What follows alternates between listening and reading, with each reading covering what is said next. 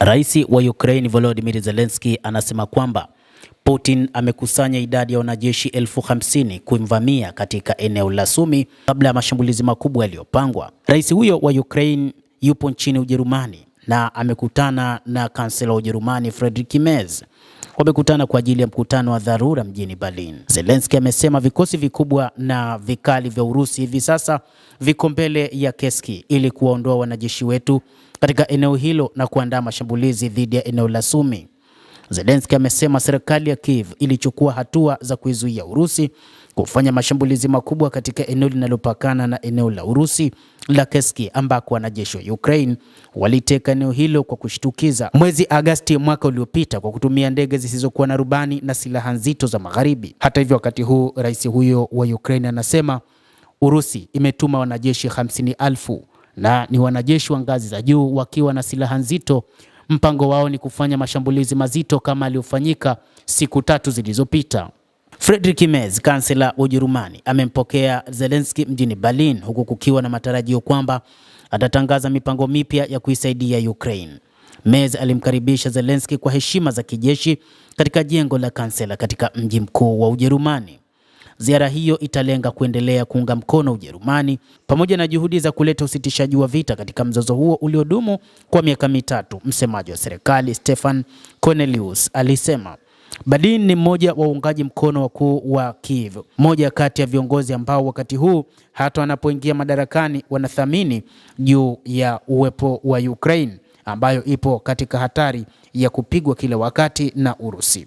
Kumekuwa na uvumi mkubwa kwamba Merz ataahidi kuwasilisha mifumo ya aina ya silaha za masafa marefu kwa Ukraine kama vile makombora ya Taurus, baada ya kusema Jumatatu hakuna tena vizuizi vya masafa ya silaha ambazo Ujerumani itatuma kwa Kiev kuilinda Ukraine dhidi ya Urusi. Hata hivyo, serikali ya Ujerumani tangu wakati huo imetaka kufafanua msimamo wake, ikisema vikwazo hivi vya masafa marefu vimeondolewa.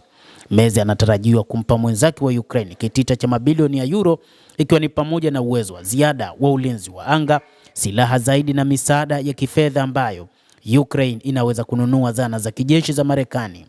Haijulikani kama kifurushi hicho kitakuwa pamoja na euro bilioni 3 ama euro bilioni 2.5 katika msaada ambao tayari ulikubaliwa mwezi Machi na serikali iliondoka ya kansela Olaf Scholz.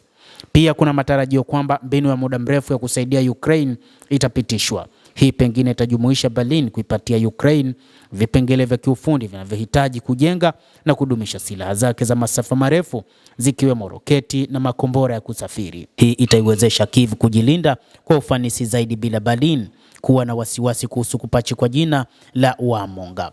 Hili pia kwa upande mwingine litafanya uungwaji mkono kwa Ukraine uwe mzuri zaidi kwa hadhira ya ndani ya Merz, ambao miongoni mwao kuna wasiwasi kuhusu Ujerumani kuingizwa katika mzozo mkubwa zaidi ambao bado unaendelea. Urusi ilijibu ikisema kwamba moja kati ya eneo ambalo kiongozi huyo wa Ujerumani anaingia ni katika kuingilia vita hivi, huku ikisema kwamba ikiwa nchi hiyo ya Ujerumani itaingiza makombora ya masafa marefu ya Taurus, basi moja kati ya mashambulizi huenda yakatumwa huko Ujerumani. Kabla ya mkutano huo wa Berlin, waziri wa mambo ya nje wa Urusi Sergei Lavrov alitaja mipango hiyo ya Merz kujenga jeshi lenye nguvu zaidi barani Ulaya inatia wasiwasi sana.